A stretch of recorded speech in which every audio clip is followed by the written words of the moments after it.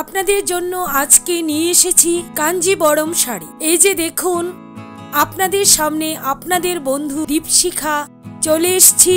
নমস্কার বন্ধুরা, কেমন আছো তোমরা? আমি দীপশিখা, তোমাদের বন্ধু, তোমাদের কাছে এসে গেছি। আজ আমার কাছে অনেক শাড়ির সম্ভার, চোখ ধাঁধানো, মন মাতানো শাড়ির সম্ভার। এই যে দেখো, আমার হাতে যে শাড়িটা আছে, আমার গায়ে জড়ানো, কি রং!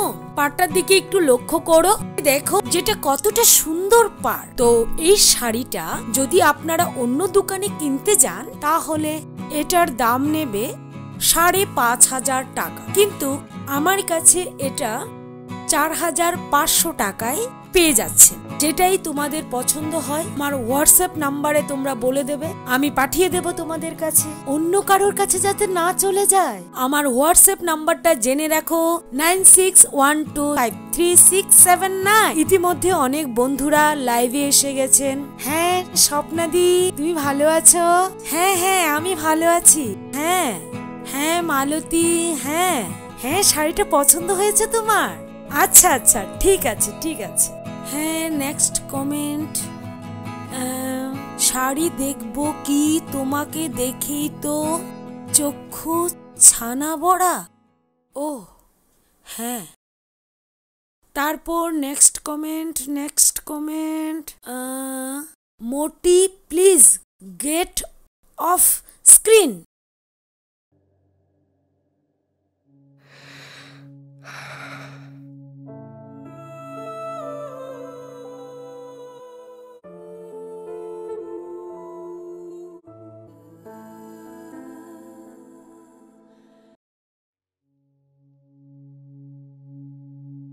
হ্যাঁ আমি জানি, আমি মোটা, আমি ওভারওয়েট, আমি অবিজ। তো আমি শাড়ি বিক্রি করি। কেন লাইভে আসলাম শাড়ি বিক্রি করতে? আমার জীবনের বিড়ম্বনার কয়েকটা ঘটনা আপনাদের আজকে শোনাব, আপনাদের শুনতেই হবে।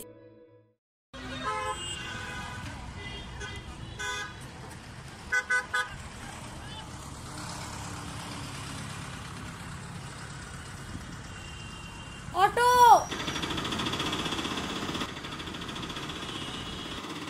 দাদা, আমি দুজনের ভাড়াটা দিয়ে দিব, চলেন। আরে দিদি ভাই, অটোতে বইতে দিলে সাইজটা একটু কমান। অটো! দিদিমণি, ৩ জনের ভাড়া লাগবে। ঠিক আছে, চলুন।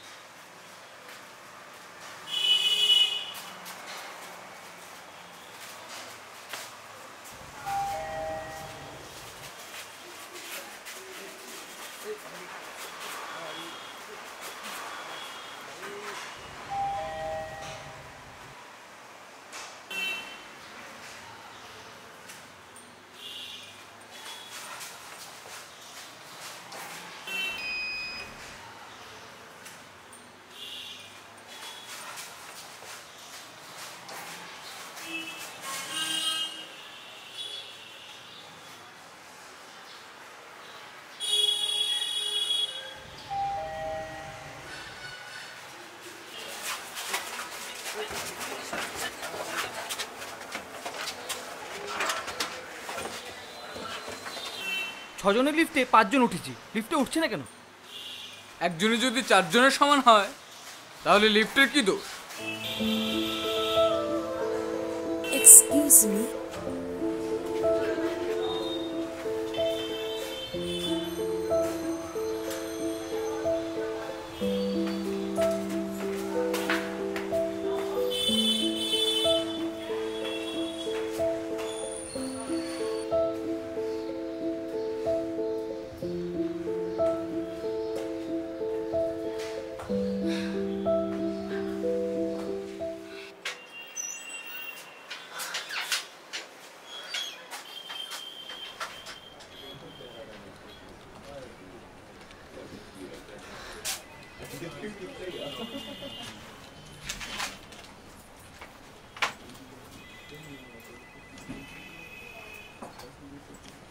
ঘড়িটার দিকে একটু তাকিয়ে দেখো।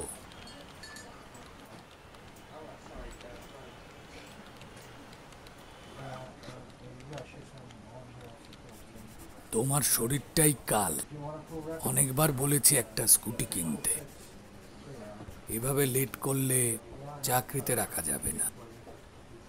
বাই দ্য ওয়ে, তুমি যে প্রজেক্টটা করেছো না, খুব ভালো হয়েছে। Thank you sir. Arpita, yes sir. ও যে এই সেলের প্রজেক্টটা করেছে, আগামীকাল তুমি সেটা প্রেজেন্টেশন করবে। Okay sir, thank you.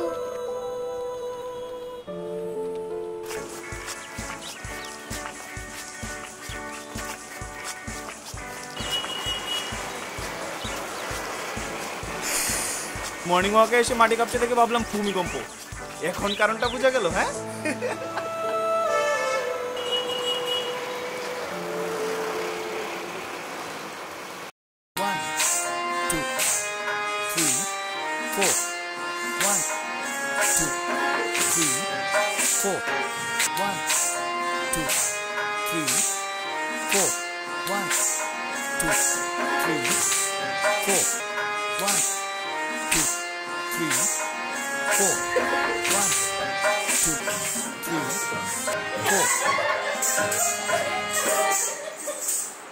Stop it!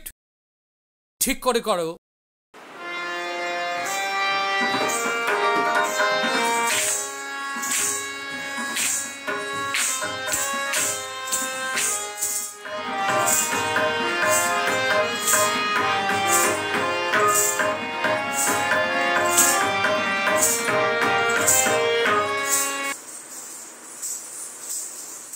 দীপশিখা, তুমি একটু থাকো তো, কথা আছে।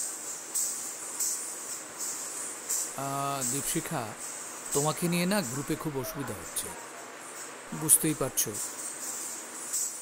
তুমি অন্য কোথাও দেখো।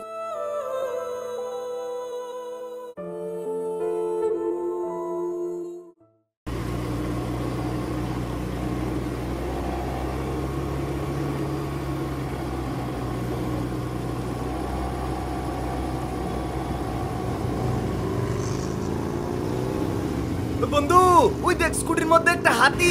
আরে হাতি না তো, স্কুটির একটা গন্ধ মদন পর্বত প্লেস উঠতেছে।